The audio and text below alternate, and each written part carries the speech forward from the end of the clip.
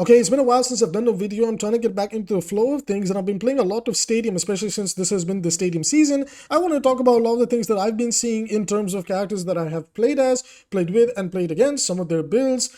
Let's get started with that. Let's not waste any time. Okay, so first of all, we got D.Va. D.Va is a bit of an interesting one. I'm going to put her in B tier. Um, Before I jump into this, guys, it's hard to rate these characters because Stadium doesn't necessarily have good matchmaking. I'm going to keep it very real with you. Sometimes the character you're playing is going to feel really oppressive. Other times the character is going to just feel like absolute dog water because matchmaking moment is going to happen.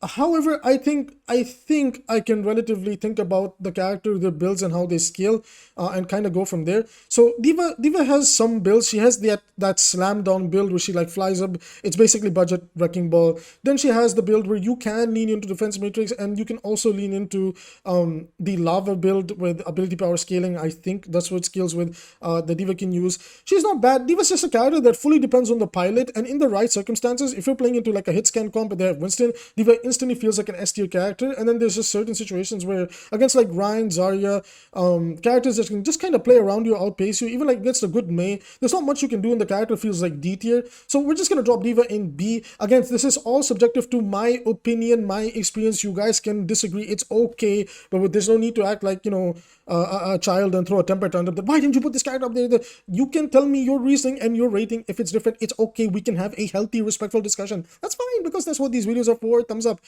Jungle Queen, I wouldn't put Queen necessarily in S tier. She is pretty strong, but against like a Suzu comp, like basically like, you know, Zarya bubbles, Tuzu that gets pretty much picked nowadays in round 1, it can feel really rough to play Jungle Queen. She feels like a C tier character against those type of characters, but most of the time against most of the broad tanks, Queen can definitely hold her own. She can feel like a to S tier character. Most of the time you're building a cooldown reduction build centered around stacking a lot of overhealth and carnage and that type of Jungle Queen playstyle. And mostly Queen is basically a mechanics hero. If your mechanics are good and you can stack all of those things together, Queen feels like a very strong character in the right hands. Now, moving on over, this might be slightly controversial, maybe not. It completely depends on you guys. Guys, I think Orisa is a sleeper pick in Stadium.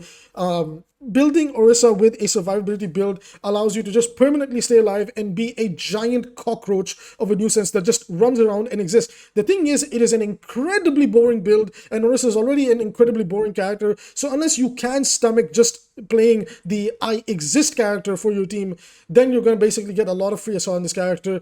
We are going to talk about some of the problems with sustain in Stadium and how they need to be addressed. But for now, I do personally rate Orisa as a high tank because she can deal with a lot of situations. She has good matchups into pretty much all the tanks currently. She doesn't really struggle with anything in particular. All it really comes down to is you understanding how to pace well with the character and having a decent backline. And then you can just do whatever you want. Reinhardt, same thing like Junkrat Queen. Personally, like Ryan doesn't necessarily have a dedicated build that he builds into and he's like just like, you know, the best tank in the game. He's just a character that, yeah, you know, you can play him. He has things he can do. He has things he cannot do. He's like Junkrat Queen, like you can make him work, but he's not like, you know, giga broken. He can fit into most circumstances. That gives him the edge over D.Va because D.Va really needs a good mechanical player on her to really like make use of it. And then there's just situations where D.Va just completely falls apart, especially D.Va struggles to scale. She cannot play the game. So this is my personal rating. Ryan comes up a lot. He also is, I think, the tank that charges ult the fastest. So if you lean into a Earth Shatter farming build, you can just destroy lobbies. I don't know what else to say. Like Ryan is good, right? It just kind of comes down to the teammates and, you know, just matchmaking. Like what can you do? Stadium matchmaking is really bad, but what can you do? Sigma, I hate to say it, Sigma's actually C or D tier. He has small niches, I can't lie, right? He has really interesting builds, but just the base character compared to the base game is just not in a good spot. The game is very brawl focused with a side of dive, and Sigma is just one of those characters that is struggling to kind of keep up with all of that. And like I said, we're going to talk about the live base game affecting Stadium. Like I said, Sigma's not bad, but it's so easy for every tank above him to walk into him and just delete him and then walk over his team. And it's so rough to make Sigma work. That's just my personal placement. I don't think he's bad. I think you can make him work, but it's going to require a lot of patience. You're going to need a lot of support, and you're going to be very reliant on your DPS to create pressure, because Sigma's own pressure is just too slow, too easily, you know, like easy to work around for the enemy team. That's my perspective. Winston is an S tier pick. At worst, he's an A tier pick, but it fully depends on the person playing on Winston. But he has really good builds. He really knows what he's doing. You can lean into so many different playstyles, whether it's the electricity build, whether it's the round pound town build that, Pot Noodle made popular. There's so many ways you can go with Winston. So very, very, very strong tank in the right hands. And again, niche circumstances with shotgun characters, he just kind of sucks. Running into Junkrat and Reaper is like the worst thing you could ask for. Outside of that, you can actually make him work in most circumstances. Zarya is an A tier character. I feel like I'm just going to kind of repeat myself for the brawl tanks, but yeah, the brawl tanks are all pretty much the same. They have like a diversity of builds. They can just, pace themselves well around the match. Zarya's new little vortex that she has, where she pretty much shoots out a mini grav, is really good for finishing off targets. She's also in a pretty good spot, but she can get like Ryan can bully her really well. If you have poor cooldown management, then Junker Queen can completely work around you, make your life living hell, and walk over your team. And she is not a bad answer to the Orisa, but again, if the Orisa knows what she's doing and she's scaling better than you, in my opinion right now, Orisa just destroys Zarya. When the scaling is in Orisa's favor, then for sure it can feel horrible as is Zarya to play catch up. Moving on next to the character, A or B for Ashe. Honestly, Ashe is a character that just is really weird in Stadium. Actually, I might bring her down to B because of how inconsistent her builds can be. Her Bob build is okay. Her weapon power build just, I don't know, I don't feel it. It just feels like, it's eh. And her most interesting build that can do anything is just a dynamite spam build where you toss dynamites, you pray they scale, you scale them with ability power, and they just burn the enemy, and then the follow-up from there can really turn teamfights around. So Ashe, in that regard, is a little bit on the inconsistent side. Yes, you can definitely make her work. If you can land your shots, you can make her feel like an A or S tier character. But primarily speaking, if a casual player is playing her, you're usually going to see the dynamite build, and it is what it is. As a character, she's like, okay, you could play her. I kind of wish Ashe is one of those characters, her powers and everything can get a soft rework. There's so much interesting things to do. But again, we'll talk about stadium problems in the stadium problem video. Cassidy is really good. Maybe one of the characters I'm thinking about putting in S tier. He just gets a vomit of passives put onto him from the powers, from the items. He scales very strongly. The right-click build just deletes tanks even now. He could deal with the flyers like Freya and Pharah really, really well, even Mercy. He's really not that bad. Hit scans in general are in a pretty good spot when it comes to Stadium. Freya was a C tier character. I know Freya is unfun to play into, but that does not mean the character was strong. Even the balance team came out and said that yes, Freya had the lowest win rate for a while in Stadium, and they buffed her up a little bit. And I'm confident enough to say that, yeah, even though they could have done a little bit more interesting things with her kit, she, at the very least, now feels like an A tier character, or maybe at worst a B tier character, but she has at least a bit of agency going for her. Genji. Alright, this character is actually abysmal dogshit in this game mode, and they need to figure out a way to help him. The life balance has destroyed him. His one melee build that he had got nerfed hard. Unless you're playing into a low elo lobby where the white Q has worked out in your favor, playing him against actual good players feels impossible. There's a lot of overhealth stacking that he just cannot do anything into. The ammo count is really clunky, so shuriken builds feel horrible. His ult charge is so slow, and for some reason the reduction cost is in the survival, so you'd have to sacrifice damage if you wanted to take ultimate cost reduction. He is in such a bad spot, guys. I'm not going to sit here and be gaslit by anybody and be told that no, actually Genji is going to Stadium. No, Genji is good-ish in the live game, but in Stadium he cannot compete with the overhealth stacking and the sustain in this mode. He desperately needs a buff. I'm sorry if I tilt you, if whatever, you're fine. I respect your opinion. Play the character, play him against an actual proper lobby where overhealth stacking is going absolutely crazy right now, and you can just do nothing on him. There's nothing you can do. He has no build going for him. All his powers are extremely underwhelming. There's nothing he can do right now. I'm sorry. A character who has been on the rise that perhaps people are underrating. I know there's going to be some Junkrat Mafia watchers that are going to perhaps disagree with me, but Junkrat is on the rise. He's actually doing a lot well than people want to give him credit for. He has an ability power build that's going really well. He has the hit scan Junkrat build.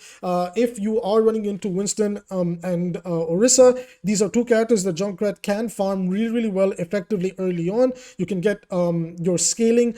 You could scale better than other people very quickly if that is the case, and because of that, Junkrat can take over, outscale, out-item everybody, and usually win by like round 3 or 4 maximum if you're playing competitive, or in quick play modes, he can win the game literally for your team by round 2 or 3, and also kind of depends on the map rotation. So that's only why there's a bit of a randomness factor. Otherwise, I'm really close to putting him in A tier. I know, hot take, but personally, I think people kind of sleeping on Rat. I think right now in current stadium, with the current item rotation and like different ways things are working, I think Junkrat's not that bad. I think he's kind of like the projectile version of ability power scaling the way Ashe is for hit scan. So that's my take on it.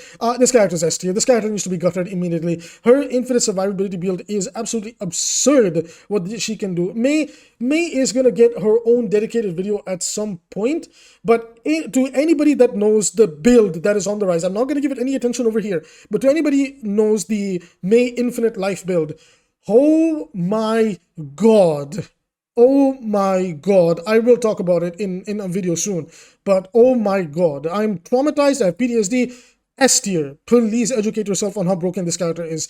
We need to gutter her, and just sustain in general in this mode is absurd. Pharah, A tier character, she's good. I don't think she's S tier personally, because the S tier characters can keep her in check really well. She is strong. I don't know if she's stronger. Actually, the list is kind of unrelative to each character, but Pharah is good. You can definitely make her work. If they have decent hit scans, she is like near Genji tier of being useless, or at least Junkrat tier. So for now, I'm just going to put her in A tier because like usually, again, 𝐓𝐈𝐈𝐄 can work in your favor and you can serve admin lobbies. If you have a Mercy Pocket, yeah, she's definitely A tier character. Otherwise, I think she drops to B tier because yeah, your hitbox is the size of a sun, and with all the aimbot abilities, people just insta-delete you and you're basically playing a ground version of Junkrat at a certain point, which can suck a lot. And then D.Va just makes her life a living hell.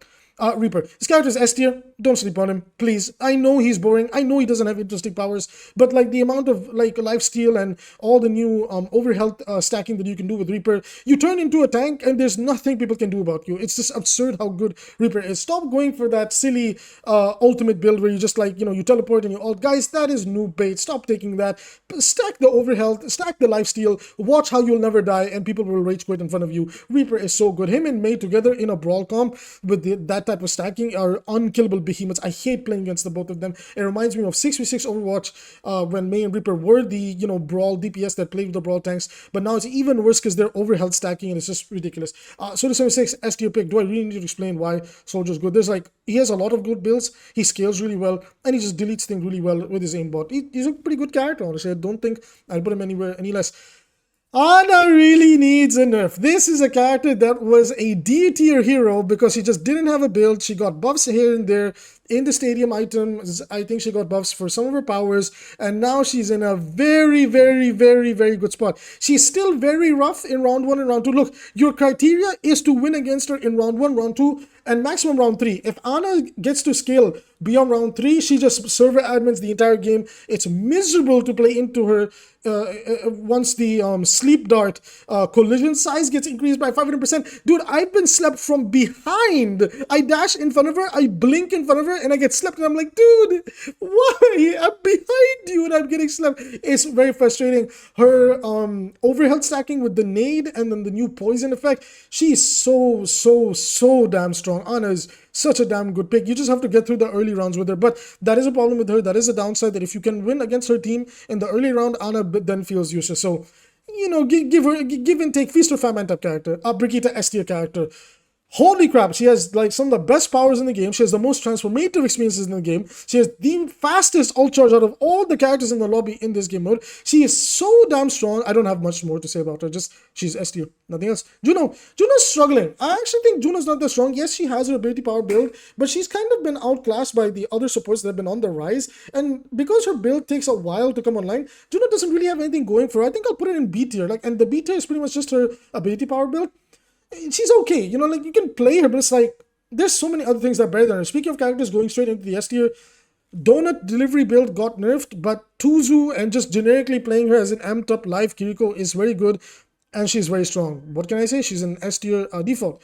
I think people sleep on Lucio. I think Lucio has potential. He does need a little bit more, I would say, in his kit to be an S tier character, but you can make him work in A tier. Problem is that Lucio himself doesn't like sustain, because the comps Lucio wants to enable, actually I might put him with Juno. Actually, no, yeah. Because overhealth stacking is so strong right now, and the state of armor, I mean, yeah, armor's been nerfed, but it's still very good. But overhealth stacking is the way to go in the meta right now in Stadium.